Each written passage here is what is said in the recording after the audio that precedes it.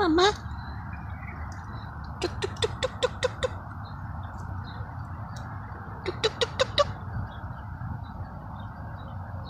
Tuk tuk tuk tuk.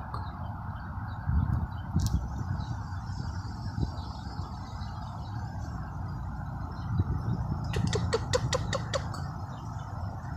Hey, Mama.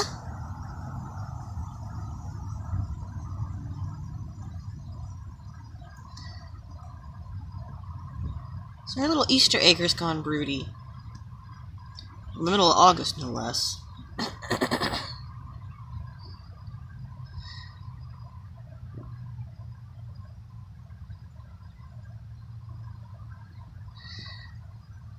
And if you haven't been following the Lizard Haven blog on Tumblr, she's actually the only chicken we got left.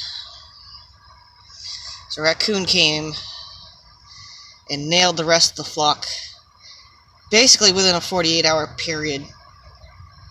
Just got 2 in the morning, 2 in the evening. Then we had Blue here and Zebanon left. And then Zebanon passed away. I don't know why. There wasn't any sort of external damage. I couldn't find anything wrong with him. I just found him dead in the morning. So that one wasn't the raccoon.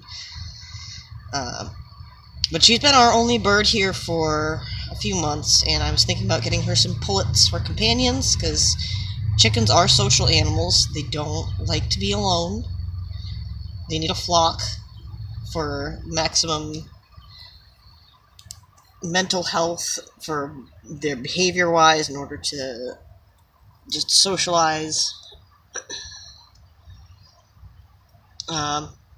This week, I found her behind the stump. She wouldn't go back into her little hutch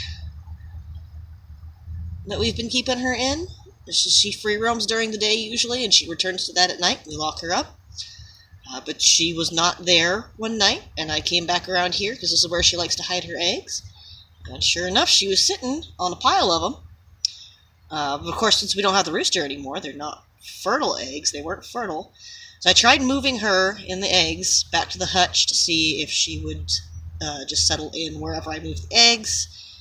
And no dice. She would immediately, in the morning, as soon as I opened the hutch door, she made a beeline straight for this little area behind the stump.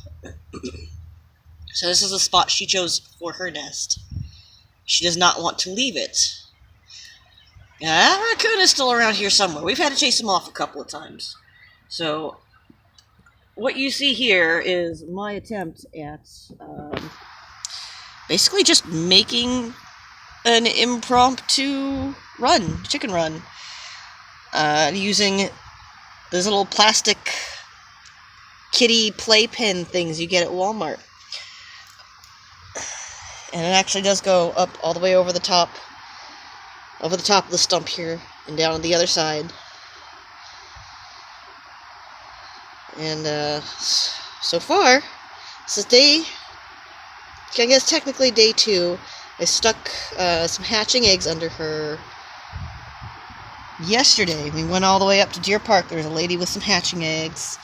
I had them on Craigslist for $5 for a dozen. So I said, hey, $5, this will just be an experiment. It's the first time she's gone broody. So we don't know if she's going to be a good mama.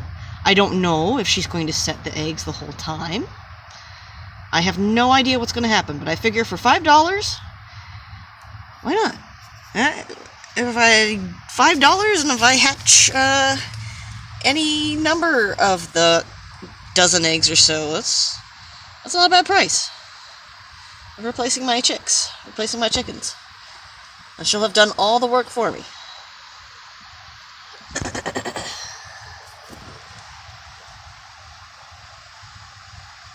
And she's pretty content to sit on them so far. So I got my fingers crossed. She's just been making little cooey sounds at me. If I get close, I'd have to lift the gate up to get close. Just bigger pain in the ass. It's we made it so it wasn't be easy to get into, so that the raccoon couldn't pry it open or nothing. So clearly, if I want to get in there with her, get a closer look at her, it's going to be difficult. I can get my hand in, basically grab her food and water, and replace that, refill it when it needs to be. We want to just put that as close to her as possible so that she can have access to it. Because broody hens, they will leave the nest to get food and water. They don't like to go far. They don't leave for long. So I wanted to make it as easy for her as possible, that just pop out, grab some water, grab some food, pop back in. Hi, Mama. Hey. You looking at me? Tuk, tuk, tuk, tuk, tuk. Book, book, book, book, book. I know. If I go in there, she will definitely start making dinosaur noises at me. I call them... She sounds like a kookaburra when she does it. Just this little... It's adorable. She's not an intimidating bird at all. She's all fluff. And she doesn't peck either. I was able to pull her off her old unfertilized eggs without much trouble. And she'll fluff up and she'll make little growly noises, but she's not really vicious the way some hens get. She was rather upset that I was taking the first eggs, but she seems to be content that I gave her some new ones. She hasn't really moved from that spot. I haven't observed her getting food and water yet. Her comb looks good, bright-eyed. Doesn't look like she's in too much stress. If it wasn't for the fact that the raccoon is around, this would actually be a perfect spot she chose. Because it's basically right between my house and the neighbor's house. This stays shaded pretty much all day, and we're here middle afternoon with 100-degree temperatures. This is probably about 10 degrees cooler than the rest of the area, and so it stays nice and cool and shaded, and it's protected, and it's quiet. Nobody comes back here. So she picked a good spot, other than the fact that it wasn't protected from that raccoon. Hopefully, my impromptu run will work. I hope. And we'll see in another 20 days if we get baby chicks. Fingers crossed. Speaking of cross, that's what we got under here. They're not anything fancy. If we do get chicks, Dad was a Rhode Island Red. Moms all range from blue and black copper Morans. There are some Easter eggers, some Aracanas, and what else? I think Buff Orpington. I think there's Buff Orpington Mommas.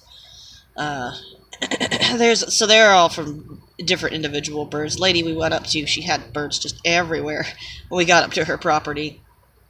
There's like 3 different roosters, 3 different flocks, all kind of just milling about the place. There's all sorts of pretty little birds there. So they're not going to be fancy, but they'll hopefully be colorful eggs and good production layers.